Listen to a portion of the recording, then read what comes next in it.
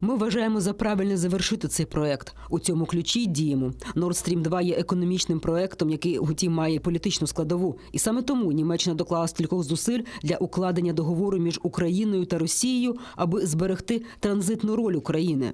Екстериторіальні санкції, які запроваджують США, не відповідають уявленням уряду ФРН про те, яким має бути верховенство права. Новые санкции Соединенных Штатов Америки, введенные против компаний, участвующих в строительстве газопровода «Северный поток-2», делают фактически невозможным завершение его строительства.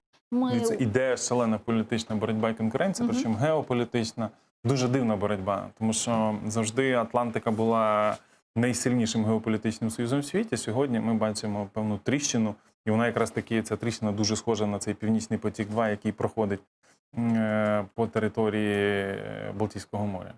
Оце це дуже серйозна тріщина, але я думаю, що, і, до речі, і ми в цій тріщині, тому що ми несемо прямий збиток. Наша газотранспортна система втрачає колосальну перспективу, і ми якраз таки можемо багато в чому стратити фінансово, мінімум, геополітично, плюс Путін зможе так більш вільно себе почувати, і в нього будуть певні мотивації там щодо військових дій.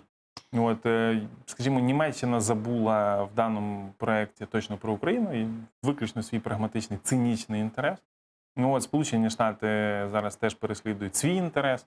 От, Україні задача зробити так, щоб вони, вирішуючи свої питання, скажімо так, не розтоптали нас. Більш того, нам би зробити все можливе, щоб актуальність нашого інструменту газотранспортного залишилася.